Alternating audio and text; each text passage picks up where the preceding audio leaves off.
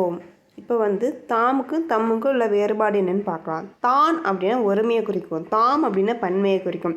இந்த தான் அப்படிங்கிறது தன்னை, தன்னால், தனக்கு, தனது அப்படிங்கிற வார்த்தைகள்லாம் ஒருமையில் வரும். அதே தாம், தம்மை, தம்மால், தமக்கு, தமது அப்படிங்கிற பன்மை தொடர்பில் வரும். அதுக்கு எக்ஸாம்பிள் தலைவர் தமது கையால் பரிசு வழங்கினார். இந்த இடத்துல ஏன் ஒரே ஒரு தலைவர் தான், ஒருத்தர் தான் பரிசு தராரு. ஆனால் அங்கே பன்மை தமதுன்னு ஏன் கொடுத்துக்கிறாங்கன்னா, இங்கே அவரோட மரியாதை நிமித்தமாக பன்மையில் சொல்லிக்கிறாங்க. அதே மாணவன் தனது கையால் பெற்றுக்கொண்டான் அப்படின்னா மாணவன் ஒருத்தன் தான். இது ஒருமையில் கொடுத்துக்கிறாங்க, அதுங்காட்டி இது தனது. அதே மாடுகள் தனது தலையை ஆட்டின அப்படிங்கிறது நாம் வருது கடைசியில். மாடுகள் அப்படின்னு வந்தால் தமது. கன்று தனது தலையை ஆட்டியது. கன்றுங்கிற ஒன்று தான், அதுங்காட்டி தனது, அது தலையை ஆட்டியது.